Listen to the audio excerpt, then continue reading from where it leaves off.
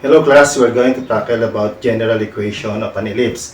So here is an example of general equation of an ellipse. Number 1, 9x squared plus 4y squared is equals to 36. Number 2, 9x squared plus 54x plus 4y squared minus 32y is equals to negative 109. So unahin natin hanapin yung center ng number 1 example. Rewrite ko lang 9x squared plus 4y squared is equals to 36. Now, in case na ganito yung given, pwede naman natin i-rewrite yung x squared. Diba alam naman natin that x squared is also the same as x minus 0 squared plus 4 and y squared is y minus 0 squared is equals to 36. Okay, yung standard form natin, doon natin makikita yung b squared, yung a squared, at the same time, yung center, HK.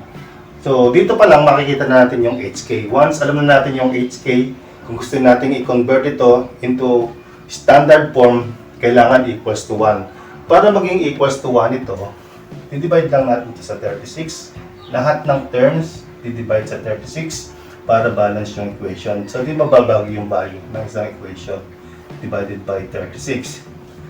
So, umpisa na natin yung term number 1, yung may x variable. So, 9x minus 0 square over 36. I-simplify lang natin yung 9 over 36 by dividing both numerator and denominator by 9. 9 divided by 9 is 1. So, you have x minus 0 square over 36 divided by 9 is 4 plus 4 over 36, divide naman natin sa 4, both numerator and denominator. So 4 over 4 is 1. So you have y minus 0 squared. 36 over 4 is 9 is equals to 1. So ito na yung standard form ng ellipse. Now, dahil nandito na, pwede naman natin itong i-simplify yung x minus 0 squared over 4. Ito rin y minus 0 square. So in this case, kita na natin kung nasaan dito pa lang yung center. So the center is at 0, 0. So ibig sabihin, pag ganito na yung form ng ating equation, kuha na natin yung center is at 0, 0. So nasaan dyan yung a square? Yung a square, alam natin yung mas malaking denominator. So this is your a square. Ito na maliit will be the b square. So, if a square is equals to 9, therefore a is equals to 3. Square root lang siya. So, b is equals to square root of 4 is equals to 2. Para makuha mo yung c, may formula tayo, Pythagorean theorem, a square is equals to b square plus c square. Wherein yung a is the hypotenuse or the longest side in this equation, kaya ito yung formula. To find c, ito yung formula is equals to c square is equals to a square minus b square. So yung a square is 9, yung b square is 4, c square pa rin yan. So the answer is 9 minus 4 is 5. So c is equals to square root of 5. So meron na tayong a, ito yung b, meron rin c. So kung gusto natin i-graph, alam naman natin yung mga distances na galing sa center are A, B, C.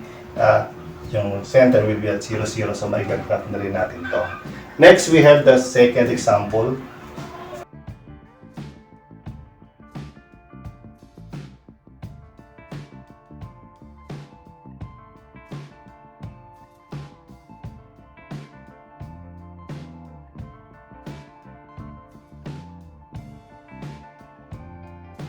So again, ito yung example natin. 9x squared plus 54x plus 4y squared minus 32y is equals to negative 109.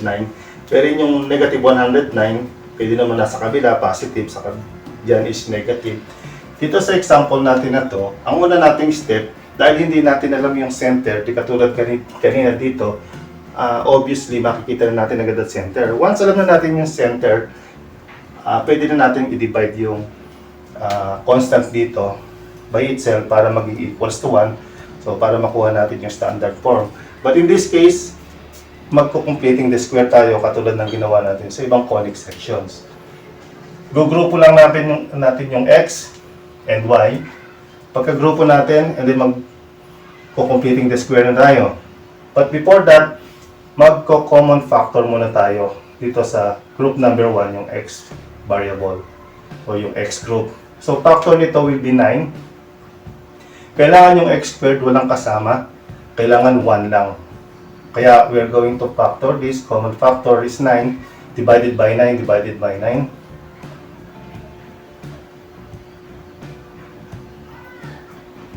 Divided by 9, that is 6x. And then katulad ng completing the square, magdadagdag tayo dito ng constant, tapos idadagdag natin sa kabilang side. Common factor, 32 divided by 4 is 8 plus kung ano idadagdag natin dito, i-add din natin sa kabilang side ng equation is equals to negative 109. Okay. Yung i-add natin dito, usually ang ginagawa natin, kinukuha natin yung middle na term, numerical coefficient, 6 divided by 2. Di-divide natin sa 2, and then we square it, the answer will be equal to 9. So 6 divided by 2 is 3. 3 square is 9. So add tayo ng 9 dito. We add 9 here. Bago tayo mag-add doon, mumultiply muna natin dito sa common factor niya. 9 times 9 is 81. So 81 yung idadagdag natin dito. Imbes na 9. Dito rin, 8 divided by 2. And then square. 4 square is equals to 16. 16 times 4. Yung i-add natin dito. You have 64.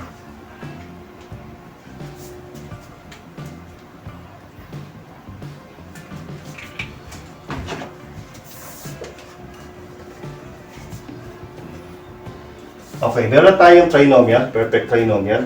Pwede na nating i-factor ito na ang magiging output is perfect square. So, paano ba natin na-factor to? Kinuha lang natin square root nun, is x. Ito dinivide lang natin sa 2. That is equals to 3. Divided by 2. X, 6 divided by 2 is 3. Or square root of 9 is 3. And then kuhin lang yung sign on. And then square dahil perfect square. Next, ito namang y group. Y. Square root ng y square is y. Tapos kunin natin yung sign na ito rito. Yung sumunod. And then square root of 16 or 8 divided by 2. Pareho lang naman sagot is 4 square.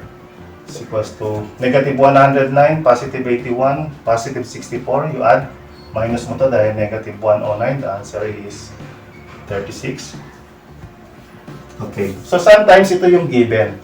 Nandito na agad yung center. So, di ba sabi ko kanina, basta kita na yung center, pwede mo nang i-divide doon sa constant para maging equals to 1. Kasi di ba alam natin that standard form is equals to 1. So, divide natin to sa 36 para maging equals to 1. This one is divided by 36 din, as well as this one. So, dito muna tayo sa x. 9 divided by 36, pag ni-lowest term natin to, or sinimplify, 9 divided by 9 is 1. So, matitira x plus 3 square. 36 divided by 9, kung ano i-divide na sa numerator, ganun din yung pang-divide na sa denominator, is equals to 4. Plus, divided by 4 is 1. Y minus 4 square. Ito rin, divided by 4. 36 over 4 is 9. Is equals to 1. So, meron na tayong equation ni standard form. In this case, malalaman natin yung center is at negative 3, positive 4. Sa point, negative dito sa equation is positive kasi nagkakaroon transposition to kaya nagiging negative dito sa point. Now, alam natin na yung 9 is the bigger one. So, yung a square will be 9 and b square, yung smaller denominator, is 4. So therefore b is equals to square root of 4 is 2. Square root of 9, that's a, is equals to 3. So, C square, kung hanapan natin yung C square, katulad ng formula kanina, A square minus B square is equals to, yung A square natin is 9, B square is 4, is equals to 5. Square root, both side, C is equals to square root of 5. So, meron tayong ABC, meron tayong center.